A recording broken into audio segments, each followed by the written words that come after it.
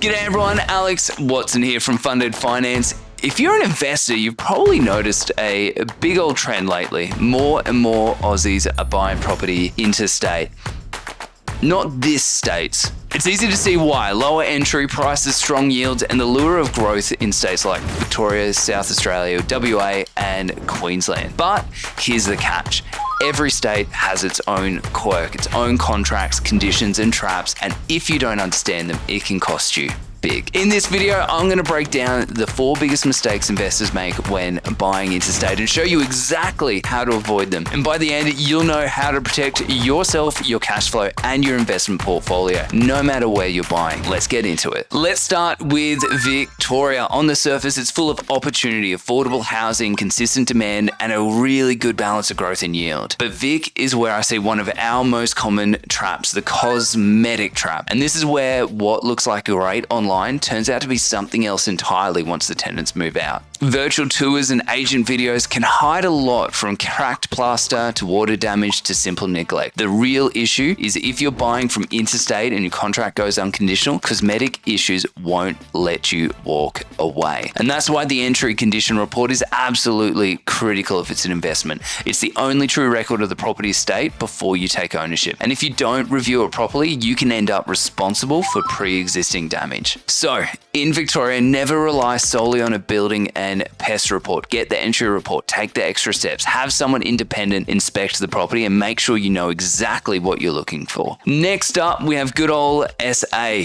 SA has become a hotspot for yield-driven investors, not just tourists hanging out for a great juicy old Grenache. It's got affordable, stable rents and a steady economy, but its contracts can be a minefield. The biggest trap here is the disclosure paperwork, specifically the Form 1 statement. The document outlines zoning, restrictions, easements, and encumbrances, but if you don't read it carefully or have it reviewed by someone who knows what they're doing, you can walk straight into a problem property. I've seen investors buy what they thought was a future development site only to discover zoning restrictions buried in that Form 1. And here's another common mistake: buying a property with tenants in place without checking the tenancy details. When those tenants leave, you might be left with damage or higher than expected repair costs. So in South Australia, the trap isn't the property, it's the paperwork. Always get the Form 1 reviewed properly, confirm tenancy details, and don't assume the selling agent's word is enough. If you can get these things right, the cost to build and develop in South Australia is great. There's a huge amount of upside. Now, Western Australia, WA is booming right now. Strong economy, resource sector growth, and attractive yields, but it's also the riskiest state to buy sight unseen. For us East Coast investors, it's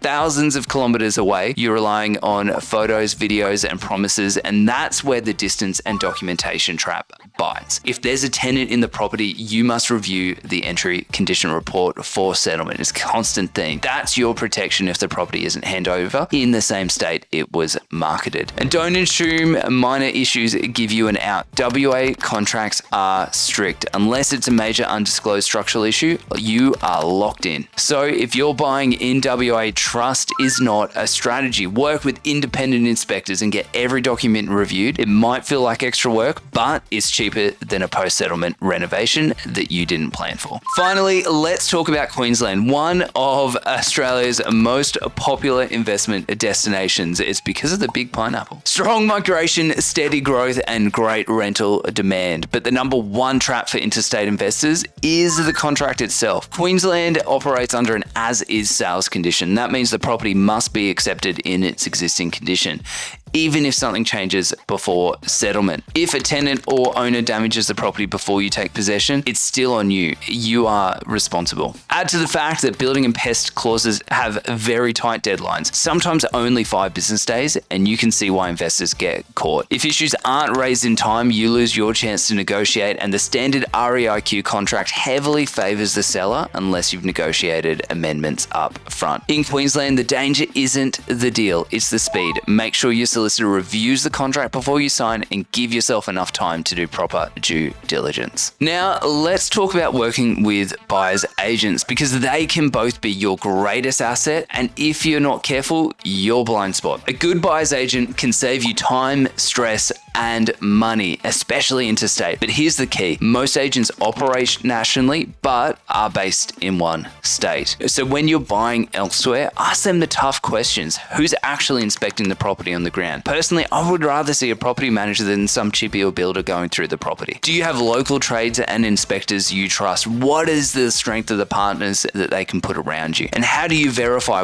entry reports and tenancy conditions independently of the selling agent? A professional buyer's agent should have clear, transparent answers to all of these issues. And if your building and pest report raises issues, do not ignore them. Bring in qualified trades, electricians, plumbers, roofers, and if needed, structural engineers. A couple $100 spent right now can prevent tens of thousands of dollars in future costs. Transparency is key, and it should flow from your buyer's agent to your solicitor to your lender. So how do you actually buy interstate safely? Here's my 5-step framework. Number 1, always use independent professionals. Inspectors, conveyancers, and solicitors should work for you, not the seller. Number 2, review the entry report in detail. This is especially important for tenanted properties. And number 3, understand the contract rules in that state. They vary significantly. Some heavily favor the solicitor. Number 4, build your local team. A great buyer's agent, a state-based solicitor, and a lender who understands multi-state portfolios, and a broker who can structure finance strategically. And number 5, think portfolio,